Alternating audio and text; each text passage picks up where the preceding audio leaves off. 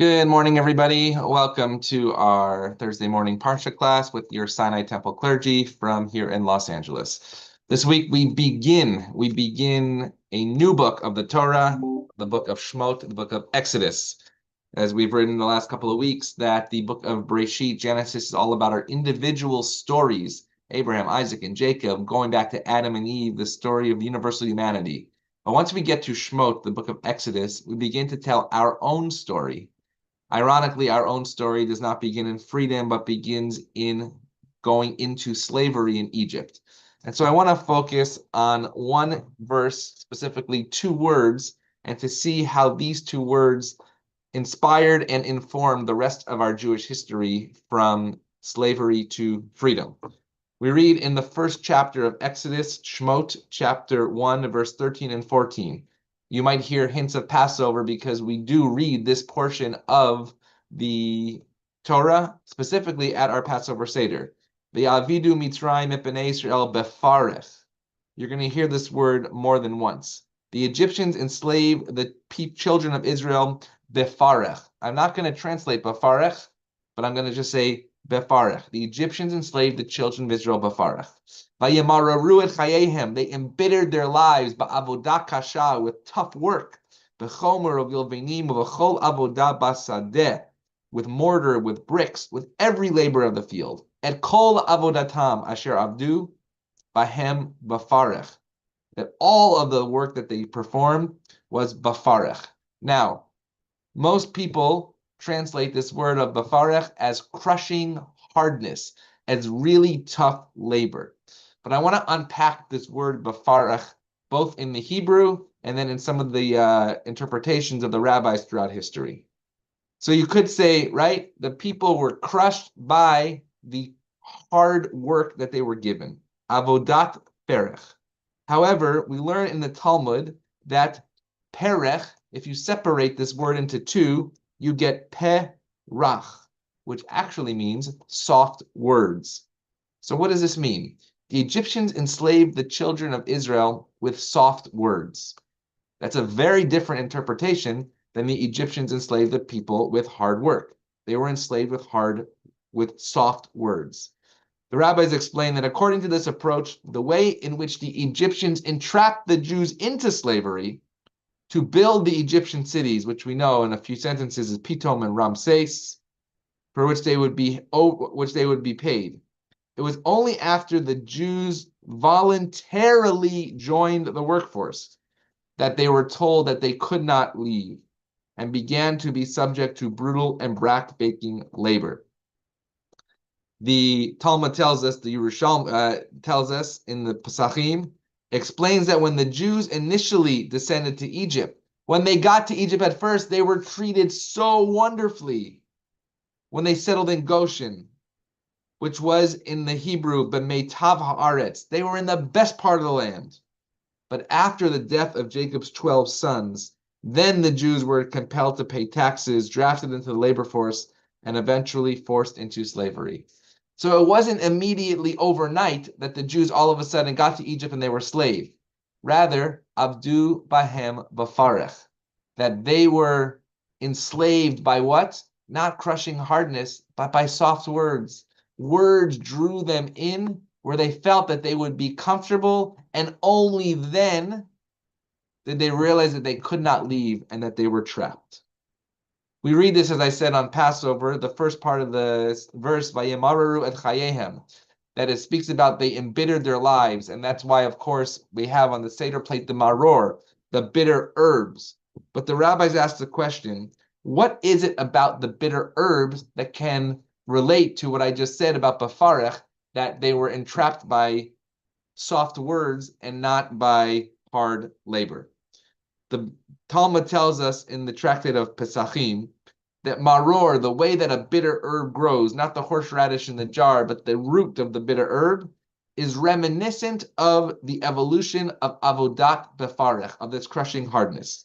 Meaning, just as the maror, the bitter herb stalk, begins its growth as a soft substance before it becomes the hard and bitter vegetable that we know, so too what it was like in Egypt. When the people got to Egypt First, it was like a soft substance. It was comfortable. It was a pleasant manner, but only then did it become abruptly bitter. A beautiful commentator, the Katav Sofer, he writes, why does the part of the Maror's message have to be the recollection of the easy and even royal beginning of the Jewish experience in Egypt? Meaning, we thought and we've known for all these years when we have our bitter herbs, it's about the bitterness of why we have the bitter herbs at the Seder. But no, this year when we sit at the Seder table, in just a couple months, it's already January, we should first remember the good times. He writes, the purpose of the Maror is to remind us of the bitterness of Egypt, not the early aspects of Jewish life, where they were treated well and respected by all.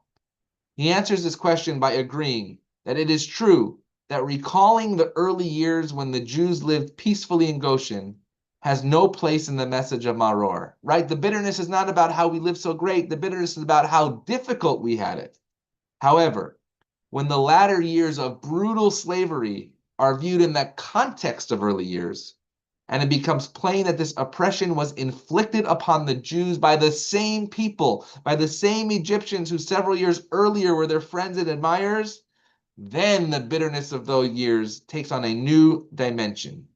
Instead of being horrific due to the brutal pain of the crushing labor, the Egyptian bondage also took on the aspect of farech, the crushing harshness and agony of the realization that the very people who considered were them to be their friends were now their oppressors. Meaning, the Maror has to be seen in the context of the entire picture of Jewish history. The Maror is not only about the crushing bitterness and hard work that they did to build Pitom Ramses, but it's about the crushing reality that the people who were our friends and admirers then became our oppressors. Over these last few years, since October 7th, we have seen something quite similar. That people who we thought were our friends, people who we sat at the dinner table with, people who we had joy and sorrow with, literally, perhaps overnight, but have now turned their backs on the Jews, turned their backs on us as human beings and us as individuals. How do we recover the sweetness, perhaps of the charoset, over the Yamararu b'chayehem, over that difficult bitterness? And I want to add another piece about this avodah b'farech, which is a very interesting part that we also don't think about. The Katav Sofer continues, and he says, another manner in which the Egyptians subjected the Jews to avodah b'farech. What was it? What was the hard labor? He says this, it wasn't exactly the hard labor that was physically hurting them, but rather that they would switch the labor assignment of every Jew every 29 days. So every 29 days, the slaves in Egypt, what would they do? They would get a different job. Why is that avodah b'farech? Why is that crushing hardness? Because our rabbis teach very famously, kol hatchalot kashot, that all beginnings are difficult. All beginnings are difficult. We know if you have switched a job, that first day on the job, even though if you are absolutely ready to do the work, we know that it's difficult. There are transitions. There are different people around you. There are different ways to do the task. And so Katav Sofer says, while the initial encounter with anything new is stressful and trying, even the most difficult task will inevitably ease as a person becomes accustomed to carrying it out. So even if the person was doing a very tough physical job, after 29 days, after 30, 31, 32, they get the hang of it. They get their calluses on their fingers if they're playing the guitar. They get their calluses on their feet if they're doing the tough labor. The job becomes more familiar. It's part of their nature. They don't even know that it's difficult. And so, what was the cruelty of the Egyptian slave masters? They wished to endure that every Jew would never approach their work with the slightest bit of ease. Just when they're getting comfortable on day 28, boom, day 29, they would switch and they would have to do something different. They would have to get into another groove. He says, since a person became accustomed to something new after 30 days of involvement in this, they made sure to reassign the Jews to would always approach their job with frustration, with unfamiliarity intrinsic to new labor. This approach may be understood when the Torah says, Abdu Bahem V'farech, that they are crushing hardness, with hard work, B'chomer V'ilvinim, with mortar and with bricks. The Torah is telling us, Katav Sofer explains, that one aspect of embitterment was the fact that a person's labor assignment was switched from hard work to mortar and bricks, and then to labor in the field. That change in the job was part of Avodah B'farech. The fact that a person's perspective regarding any task that he performs changes as he becomes accustomed to it is also relevant to the positive and beneficial stimuli that a person encounters. There's a beautiful story that works the other way as well. What does it mean to have regularity in our life? Yes, it's Abdu Bahem B'farech, it's the crushing hardness, but also sometimes when we have regularity, things become routine. And so there's a beautiful story of a rabbi who returned to his native Poland after visiting the land of Israel in 1921. 27 years before the land of Israel was established, this rabbi goes to Poland, but after 29 days, he returns back to Poland. He could have stayed in Israel. He stayed just less than a month. Why, he says? Because he didn't want this spiritual treasure to feel rigilut, to feel routine. He writes, the same is true in every area of our life.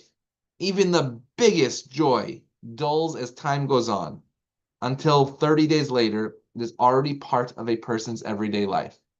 If you are a diaspora Jew and then you go to Israel for 5 days, for 1 week, for 2 weeks, you know when you go back to Ben Gurion Airport and with social media, people always post this now, right? I'm so sad to leave. I'm happy to go home. There's sort of a mix of emotions when you leave the land of Israel. If you have been in Israel for more than 30 days, it becomes almost routine, right? There's a question about when do you celebrate the Chagim, the holidays in Israel, the way that Israelis do, meaning 1 day of Chag and not 2. They say only when you experience the entire year of holidays in Israel, then you begin acting as if you are an Israeli Jew, not a diaspora Jew. That's why, for instance, in the hotels in Jerusalem, some rooms have 2 seders, others have 1, because if diaspora Jews are visiting, it's not rigilut, it's not routine, it's not regular. They're just there for a certain time. You still act as a diaspora Jew. So, yes, it's not just that the Egyptian slave masters would make the Jews switch their jobs, but also in our own lives. What does it mean for regularity to become too routine? Even in the good things, you want to make sure that they are still seen as a beautiful, beautiful treasure. The last piece that they speak about for Abdu Bahem B'farech is that not only would they switch jobs every 29 days, but they would also make people do the jobs that they were not equipped to do. Meaning, if it was an intellectual job, they would have the people that were good at the physical doing the intellectual. If it was a physical, hard labor job, they would have the people who were of the intellectual minds, and the wise people try to do those jobs. Everything was turned on its head. It was switched around. That is what led to the Vayamararu b'chayehem. That is what led to the bitterness in their lives. And so there's 2 pieces of this.